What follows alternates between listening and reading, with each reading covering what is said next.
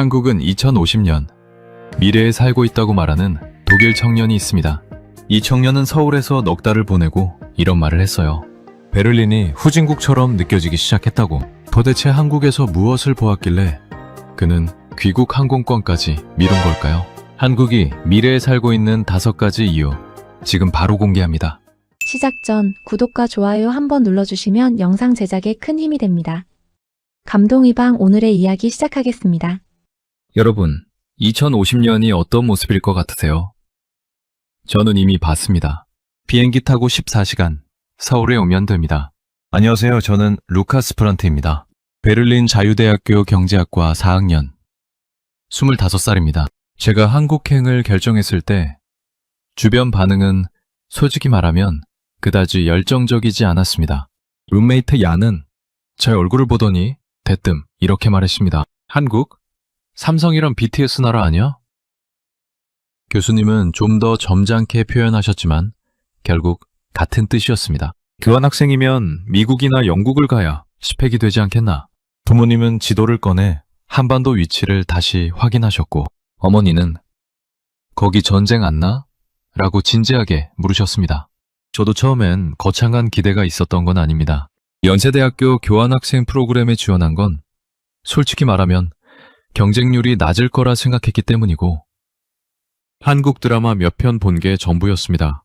한국어는 독학으로 1년 정도 했는데 그것도 드라마 대사 따라하는 수준이었으니까요. 제가 알고 있던 한국이라는 나라는 그 정도였습니다. 김치, 삼성, K-팝, 거기서 더 나아가지 못했습니다. 그런데 인천공항에 내리는 순간 뭔가 이상했습니다. 독일에서 비행기를 타본 분들은 아시겠지만 프랑크푸르트 공항을 나서면 일단 표지판부터 찾아야 합니다.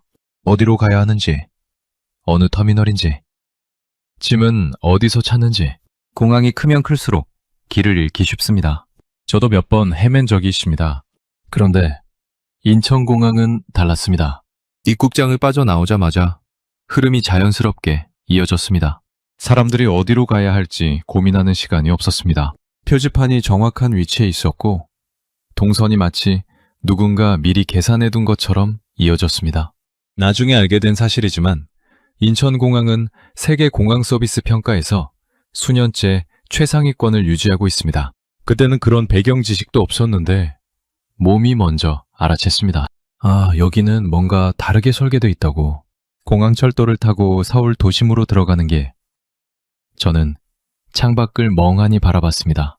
독일의 유반, 그러니까 지하철을 생각해보면 베를린 지하철은 역사가 깊고 나름의 매력이 있습니다만 솔직히 낡았습니다.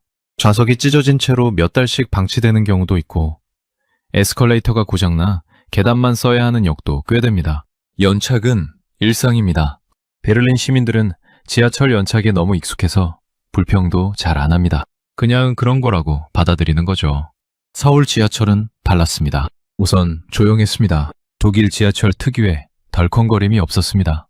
좌석은 깨끗했고 노약자석은 색깔로 구분이 돼 있었습니다. 역마다 스크린 도어가 설치돼 있어서 승강장에서 선로로 떨어지는 사고 자체를 구조적으로 막아뒀습니다.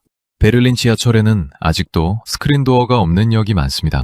저도 그걸 당연하게 생각하며 살아왔는데 서울 지하철을 보고 나서야 이게 없는 게 이상한 거구나 라는 생각이 처음으로 들었습니다. 연세대 기숙사에 짐을 풀고 처음 며칠은 그냥 돌아다녔습니다. 수업 시작 전 일주일을 일부러 비워뒀거든요. 지도 앱 하나 들고 목적지 없이 서울 곳곳을 걸었습니다. 홍대 앞 골목, 신촌거리, 한강공원. 걸으면서 계속 뭔가를 발견했습니다. 사소한 것들이었지만 하나씩 쌓이기 시작했습니다. 버스 정류장 벤치에 처음 앉은 건 신촌 쪽에서 버스를 기다릴 때였습니다. 7월 초였고 베를린에서는 상상하기 어려운 습도였습니다. 땀이 흘러내렸고 금일을 찾아 정류장 벤치에 걸터앉는 순간 뭔가 이상한 감각이 올라왔습니다. 차가웠습니다. 벤치 위쪽에서 바람이 나오고 있었습니다. 저는 반사적으로 일어나서 벤치를 한 바퀴 돌아봤습니다. 냉방장치가 내장돼 있었습니다. 버스 정류장 벤치에. 그 순간 저는 베를린 친구 얀한테 메시지를 보내십니다. 야, 여기 버스 의자에서 에어컨 나와. 답장은 3글자였습니다. 말도 안 돼.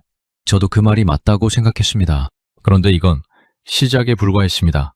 신촌 버스 정류장에서 그 냉기를 처음 느꼈을 때 저는 솔직히 고장난 뭔가에서 바람이 새는 줄 알았습니다. 벤치를 손으로 더듬어 보고 아래쪽을 들여다보고 옆면을 확인했습니다. 주변에 있던 한국인 아주머니 한 분이 그런 저를 신기하다는 듯 바라보셨습니다. 외국인이 벤치를 해체하려는 것처럼 보였을 겁니다. 그런데 진짜였습니다. 벤치 등받이 위쪽에 작은 슬릿이 있었고 거기서 냉기가 일정하게 흘러나오고 있었습니다. 냉방 기능이 내장된 스마트 벤치였습니다. 독일에서 여름 버스를 기다려본 분들은 이 상황이 얼마나 다른 건지 바로 아실 겁니다. 베를린 여름은 서울만큼 덥지 않지만 그래도 30도를 넘는 날이면 버스 정류장은 그냥 고통의 공간입니다. 그늘막 하나 있으면 다행이고 벤치는 그냥 철제나 나무판입니다. 오래 앉아 있으면 등이 뜨겁습니다. 그게 당연한 거였습니다. 저는 25년을 그렇게 살았고 한 번도 이상하다고 생각하지 않았습니다. 서울은 그 당연함을 건드렸습니다. 나중에 찾아보니 서울시가 폭염대책의 일환으로 주요 버스 정류장에 냉방, 스마트 벤치를 보급하기 시작한 것이 꽤 됐더군요. 시민들이 대중교통을 기다리는 시간, 그 짧은 시간조차 불쾌하지 않도록 설계한 겁니다. 처음엔 단순히 신기한 기술이라고 생각했습니다. 그런데 생각할수록 이건 기술의 문제가 아니었습니다. 이 벤치 하나에 담긴 건 결국 사람이 기다리는 시간을 어떻게 볼 것인가 라는 질문이었습니다. 버스를 기다리는 3분, 5분, 그 시간을 낭비로 볼 수도 있고 설계의 대상으로 볼 수도 있습니다. 서울은 후자를 선택한 겁니다. 독일에도 스마트시티 논의는 활발합니다. 베를린, 함부르크, 뮌헨 모두 스마트시티 프로젝트를 진행 중이고 관련 예산도 상당합니다. 정부 보고서도 나오고 학술 컨퍼런스도 열립니다.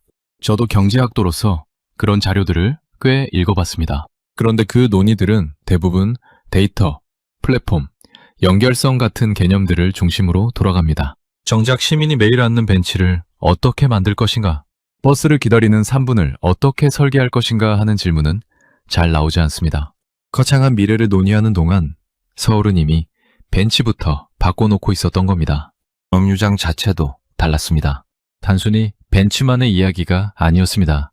서울 버스 정류장 상당수에는 디지털 안내판이 설치돼 있어서 버스가 몇 분 후에 도착하는지 실시간으로 표시됩니다. 그리고 그게 정확합니다.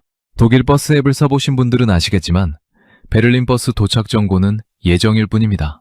실제로 그 시간에 오는 경우가 절반도 안 됩니다.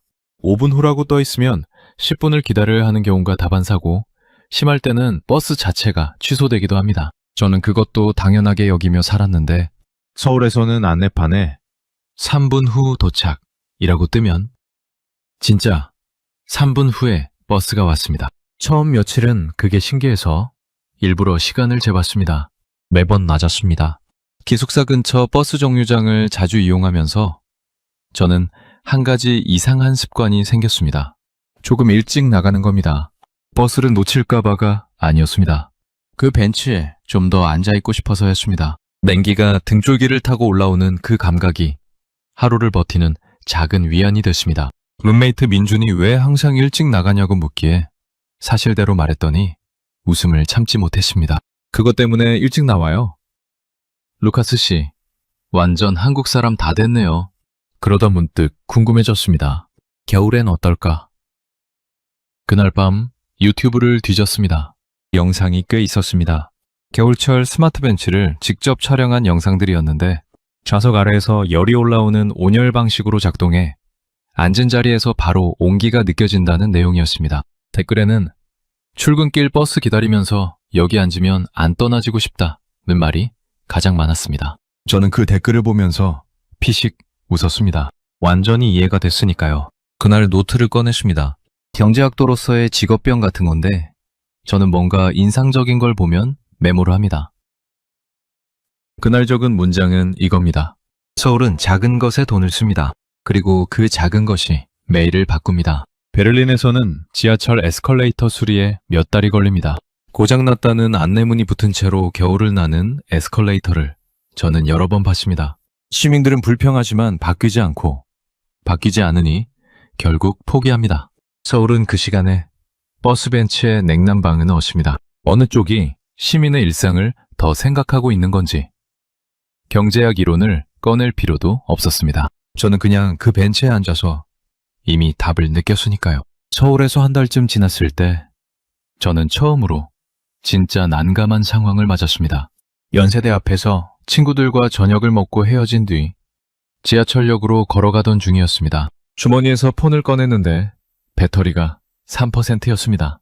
베를린이었다면 그냥 포기했을 겁니다. 근처 카페에 들어가 충전 좀 할 수 있냐고 물어보거나 아니면 그냥 지도 없이 감으로 집을 찾아가거나 둘 다 좋은 선택은 아닙니다. 서울은 처음 왔을 때보다는 익숙해졌지만 배터리 없이 돌아다니기엔 아직 낯선 도시였습니다. 그런데 지하철역 입구 쪽 기둥에 뭔가가 붙어 있었습니다. 처음엔 광고판인 줄 알았습니다. 가까이 가보니 무선 충전 패널이었습니다.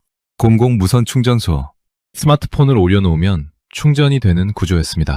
돈도 필요 없고 회원 가입도 필요 없었습니다. 그냥 올려두면 됐습니다. 저는 한 5초 정도 멍하니 서 있었습니다. 그러다 일단 폰을 올려뒀습니다. 충전 표시가 떴습니다. 진짜였습니다. 베를린에서 배터리가 방전됐을 때를 생각해보면 선택지가 거의 없습니다. 카페에 들어가 눈치를 보며 콘센트를 빌리거나 보조 배터리를 갖고 다니거나 그냥 버티거나 공공장소에 무료 충전 시설이 있다는 개념 자체가 없습니다. 독일뿐 아니라 제가 여행해본 대부분의 유럽 도시가 비슷합니다. 충전은 개인이 알아서 해결해야 하는 문제입니다. 공공 인프라가 거기까지 손을 뻗는 경우는 거의 없습니다. 서울은 달랐습니다. 지하철역, 버스 정류장, 공원, 공공건물 로비 찾아보면 무선 충전 패널이 꽤 여러 곳에 깔려 있었습니다. 처음 발견하고 나서 저는 일부러 눈을 크게 뜨고 다니기 시작했습니다. 있었습니다. 생각보다 많은 곳에 있었습니다. 그동안 몰랐던 게 신기할 정도였습니다. 그런데 그것만으로 끝이 아니었습니다. 무선 충전을 발견하고 며칠 뒤 이번엔 외출 중에 배터리가 또 위기였습니다. 이번엔 교환학생 친구 지우가 옆에 있었는데 제가 폰을 보며 인상을 찌푸리자 당연하다는 듯이 말했습니다. 저기 보조 배터리 빌리면 되잖아요. 편의점 앞에 작은 단말기가 세워져 있었습니다. 보조 배터리 대여 스테이션이었습니다. 사용법은 간단했습니다. 앱을 깔고 케이블을 선택하고 보조 배터리를 뽑으면 됩니다. 충전된 보조 배터리를 그 자리에서 바로 받아 쓸 수 있고 다 쓰고 나면 근처 어느 스테이션에 반납해도 됩니다. 꼭 빌린 곳에 돌려줄 필요가 없습니다. 저는 그날 홍대 앞 편의점에서 빌려서 신촌 카페 앞 스테이션에 반납했습니다.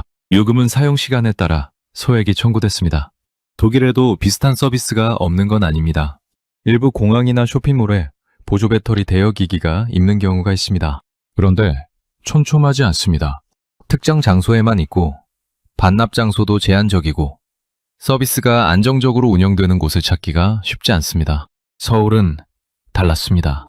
편의점 앞, 카페 앞, 지하철역 안, 스테이션이 도시 전체에 퍼져 있었습니다. 반납 걱정 없이 빌릴 수 있다는 게 이 서비스를 실제로 쓸 수 있는 것으로 만드는 결정적인 차이였습니다. 그날 지우에게 물었습니다. 이거 언제부터 있었어요? 지우는 잠깐 생각하더니 대답했습니다. 글쎄요. 대학교 들어오고 나서 생긴 것 같은데요. 언제부턴가 그냥 있더라고요. 지우에게는 그냥 원래 있던 거였습니다. 언제 생겼는지도 모를 만큼 일상에 녹아든 인프라. 저는 그 태어남이 오히려 더 인상적이었습니다. 무선 충전과 보조 배터리 대여. 따로 보면 작은 편의 시설입니다. 그런데 이 둘이 도시 곳곳에 깔려 있다는 건 결국 이 도시가 시민의 스마트폰 배터리까지 책임지겠다는 태도를 갖고 있다는 뜻입니다. 과정이 아닙니다. 배터리가 방전된다는 건 현대인에게 단순한 불편함이 아닙니다. 길을 잃을 수도 있고 연락이 끊길 수도 있고 결제를 못할 수도 있습니다. 그 상황을 도시 인프라가 막아준다는 개념. 저는 그걸 서울에서 처음 경험했습니다. 베를린 친구 얀에게 이 얘기를 했더니 한참 조용하다가 이렇게 말했습니다. 그거 진짜야? 그냥 길에서 공짜로 충전이 돼? 제가 응이라고 답했더니 야는 딱 한마디를 했습니다. 말이 안 된다. 저도 처음엔 그랬습니다. 그런데 이제는 압니다. 말이 안 되는 게 아닙니다. 우리가 당연하다고 생각해온 것들이 사실은 당연하지 않았던 겁니다. 경제학을 공부하면서 제가 가장 흥미롭게 생각하는 개념 중 하나가 신뢰 자본입니다. 사회 구성원들 사이의 신뢰가 얼마나 쌓여 있느냐가 그 사회의 경제적 효율성을 결정한다는 이론입니다. 교과서에서 읽었을 때는 그냥 추상적인 개념이었습니다. 서울에 오기 전까지는요. 밤샘 과제가 많은 시기였습니다. 연세대 교환학생 프로그램은 생각보다 과제량이 상당했고 특히 중간고사 직전 몇 주는 거의 매일 새벽까지 도서관에 있었습니다. 그날도 새벽 1시가 넘어서야 기숙사로 돌아가는 길이었습니다. 배가 고팠습니다. 독일일이었다면 그냥 참고 잤을 겁니다. 새벽 1시에 문 여는 가게를 찾는다는 건 베를린에서도 쉽지 않은 일이니까요. 있다고 해도 케밥 가게 정도가 전부입니다. 그런데 골목 안쪽에 불이 켜진 곳이 있었습니다. 간판에 라면 그림이 그려져 있었습니다. 새벽 1시가 넘은 시각이었는데 불이 환하게 켜져 있었습니다. 문을 열고 들어갔습니다. 아무도 없었습니다. 정확히는 손님도 없고 직원도 없었습니다. 테이블 몇 개가 놓여 있었고 한쪽 벽면에는 라면 종류별로 자판기처럼 생긴 주문 기계가 있었습니다. 냄비와 가스버너가 테이블마다 세팅되어 있었고 계란이나 김치 같은 토핑은 셀프로 가져다 쓰는 구조였습니다. 계산은 기계로, 라면은 직접 끓여서 다 먹으면 그냥 나가면 됐습니다. 24시간 무인 라면 가게였습니다. 저는 한동안 가게 안을 둘러봤습니다. 카메라가 몇 대 있었습니다. 그게 전부였습니다. 직원 없이 카메라 몇 대와 손님들의 양심만으로 돌아가는 가게. 저는 그 구조가 처음엔 잘 이해되지 않았습니다. 독일에서라면 이런 가게는 하루도 버티기 어렵습니다.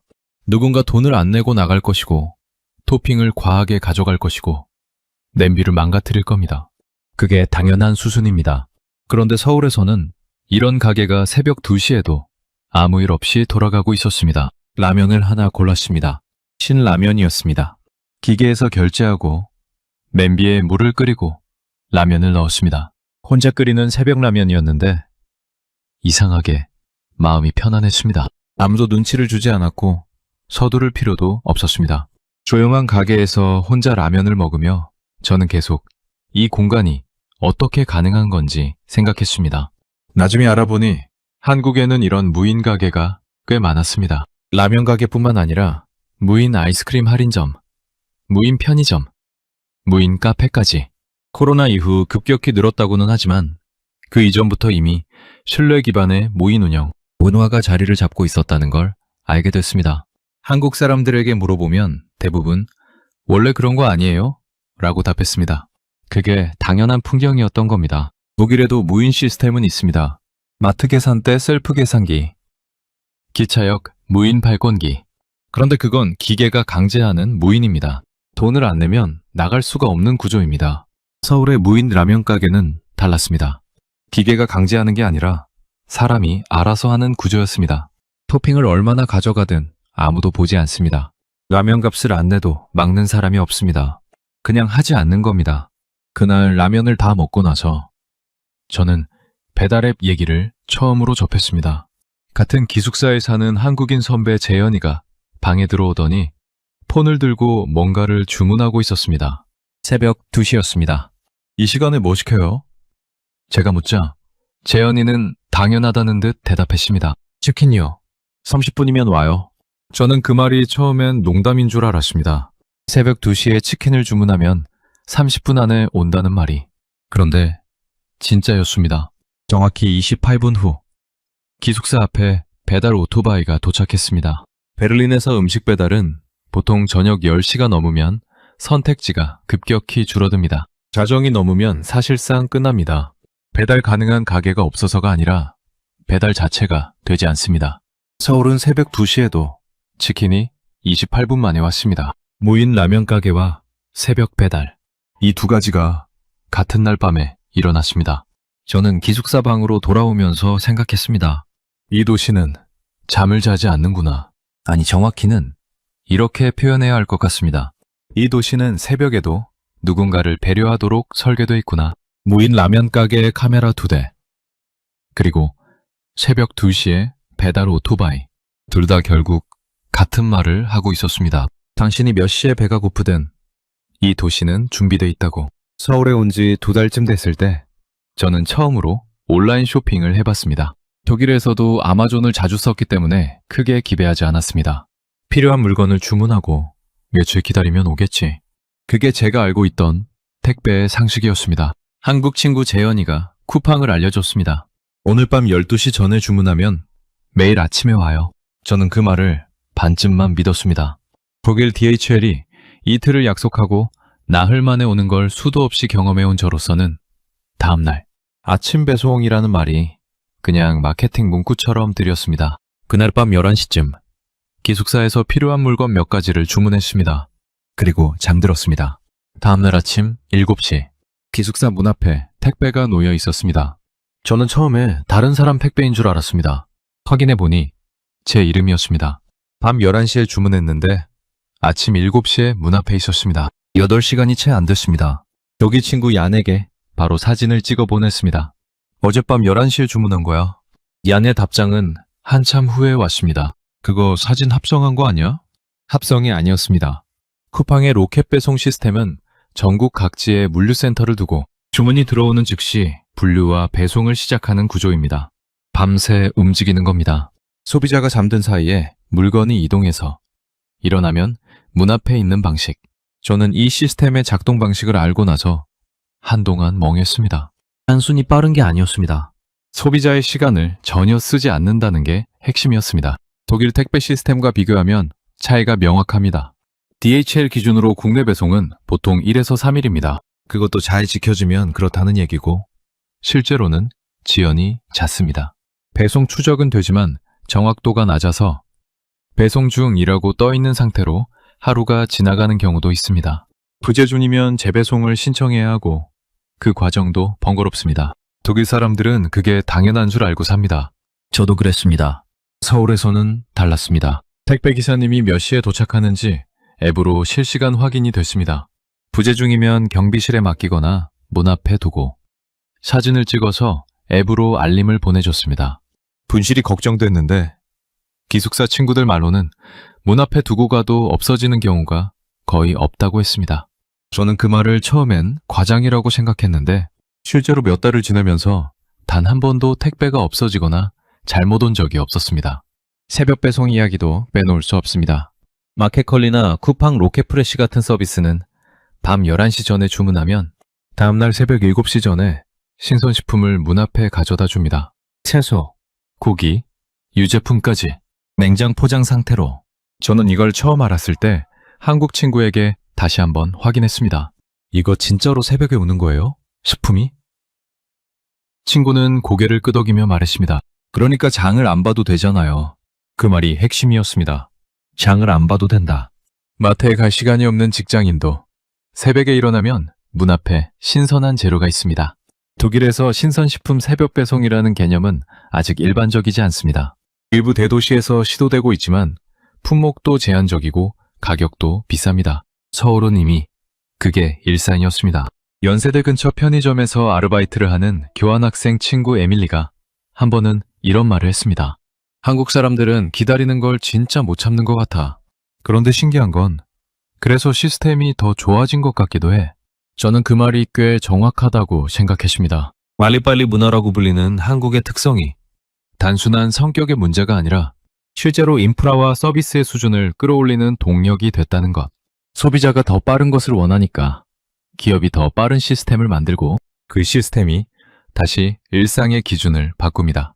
저는 서울에서 택배를 받으면서 처음으로 이런 생각을 했습니다. 편리함에도 수준이 있구나. 독일의 택배도 편리합니다. 그런데 서울의 택배는 그 편리함이 다른 차원에 있었습니다.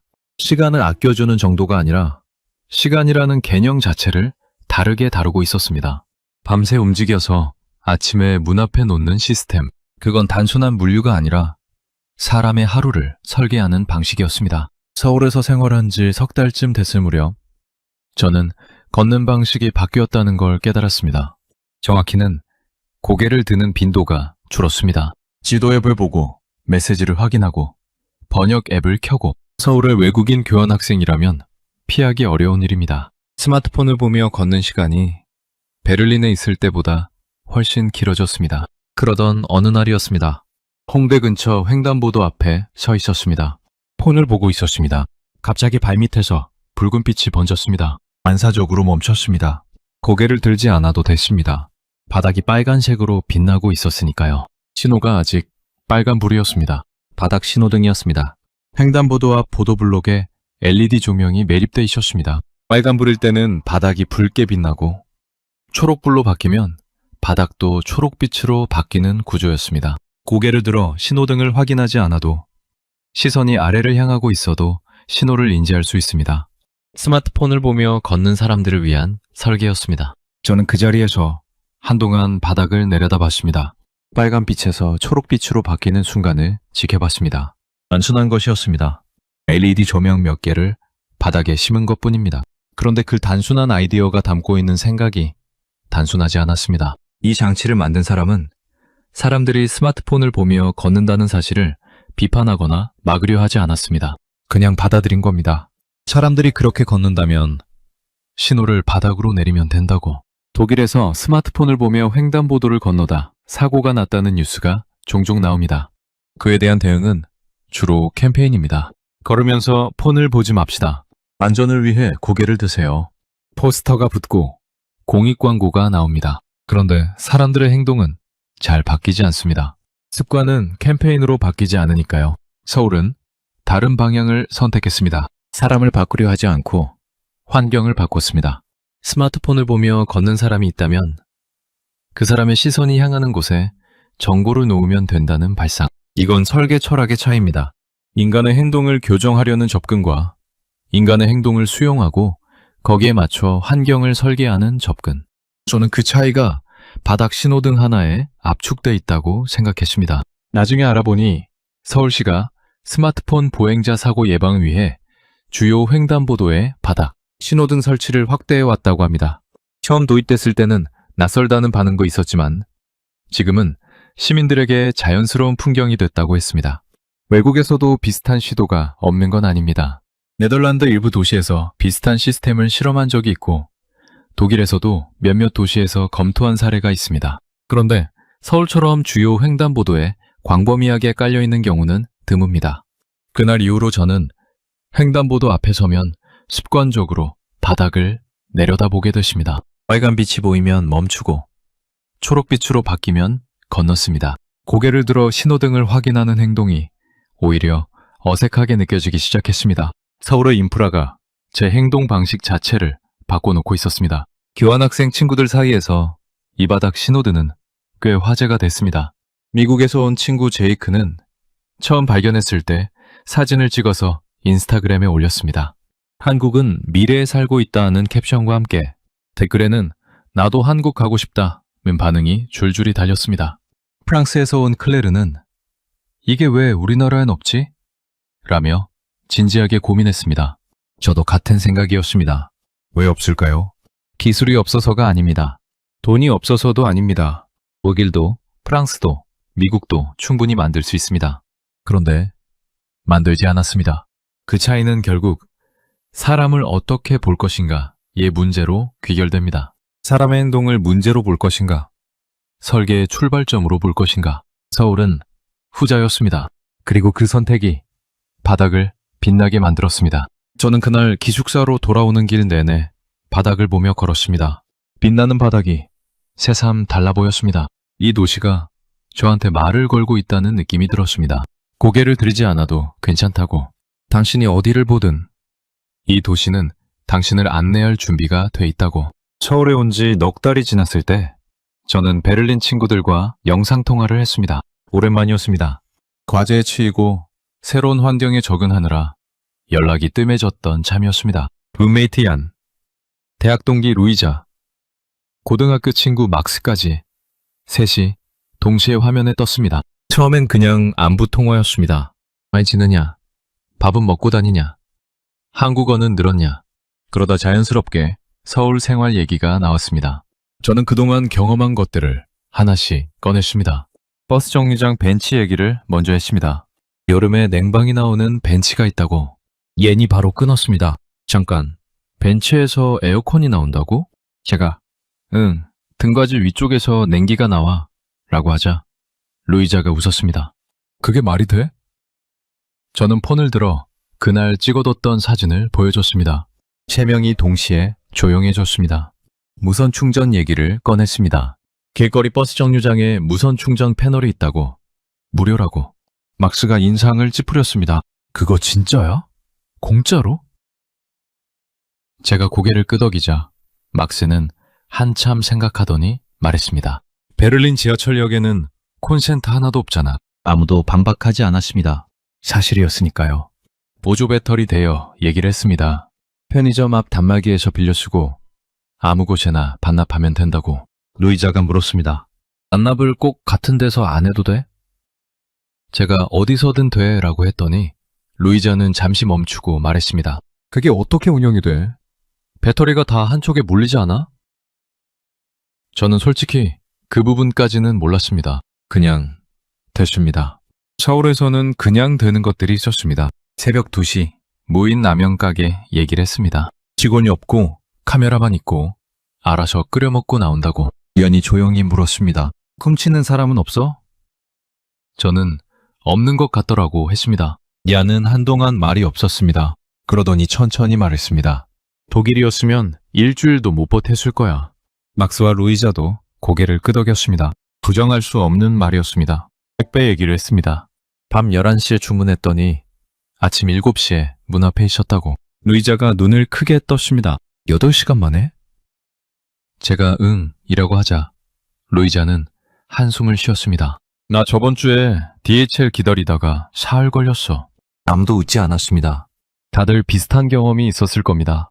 바닥 신호등 얘기를 마지막으로 꺼냈습니다. 스마트폰을 보며 걷는 사람들을 위해 횡단보도 바닥에 LED 신호가 들어온다고. 이번엔 셋 다 말이 없었습니다.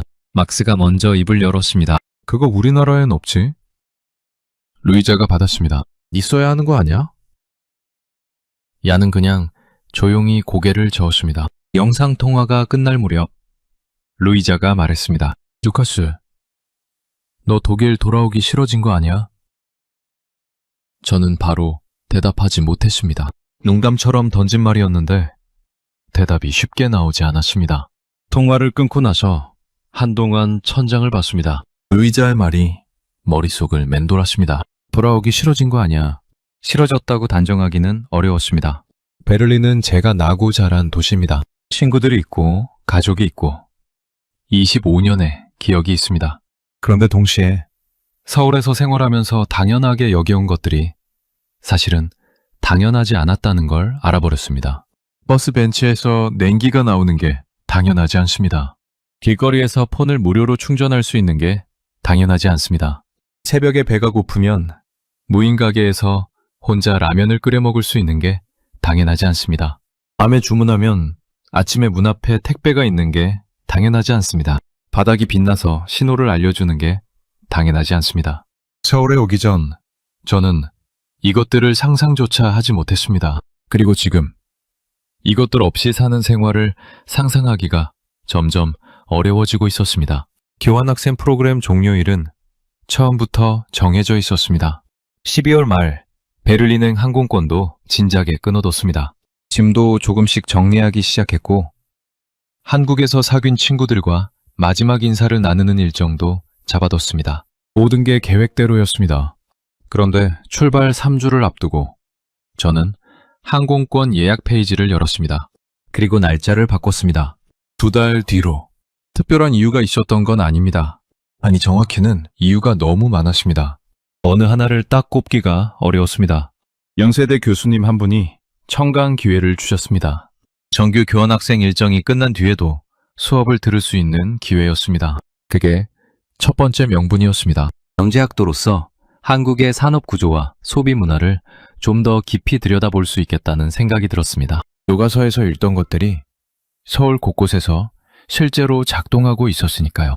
그런데 솔직히 말하면 그게 전부가 아니었습니다. 어느 날 아침 기숙사에서 나와 버스 정류장으로 걷다가 문득 이런 생각이 들었습니다. 베를린으로 돌아가면 이 벤치가 없겠구나. 냉기가 올라오는 그 벤치. 여름이 오면 철제 의자 위에 앉아 땀을 흘리며 버스를 기다려야 하겠구나. 당연한 일입니다. 그런데 그 단연함이 갑자기 불편하게 느껴졌습니다. 서울에 오기 전엔 한 번도 불편하다고 생각한 적 없던 것들이 이제는 선명하게 불편해 보이기 시작했습니다. 폰 배터리가 방전될까봐 보조 배터리를 챙겨야 한다는 것. 새벽에 배가 고파도 문 여는 가게를 찾기 어렵다는 것. 온라인으로 뭔가를 주문하면 며칠을 기다려야 한다는 것. 횡단보도 앞에서 고개를 들어 신호등을 확인해야 한다는 것. 하나하나는 사소합니다. 그런데 그 사소한 것들이 쌓이면 하루가 조금씩 달라집니다. 재현이에게 항공권을 바꿨다고 말했더니 재현이는 피식 웃으며 말했습니다. 역시 한국. 한 번 살면 못 떠나죠. 저는 그 말에 바로 동의하지는 않았습니다. 떠나지 못하는 게 아니라 떠나기 전에 조금 더 이해하고 싶었던 겁니다. 체류를 연장하면서 저는 서울을 조금 다른 시각으로 보기 시작했습니다. 관광객의 눈이 아니라 이 도시에서 실제로 살아가는 사람의 눈으로. 그러면서 보이기 시작한 게 있었습니다. 제가 경험한 5가지. 맥 난방 벤치, 무선 충전, 무인 라면 가게, 보조 배터리 대여, 바닥 신호등. 이것들은 서로 연결돼 있었습니다. 공통점이 있었습니다. 전부 불편함에서 출발한 설계라는 점입니다. 더운 여름에 버스를 기다리는 사람이 불편하다. 폰 배터리가 방전돼 곤란한 사람이 있다. 새벽에 배가 고픈 사람이 있다.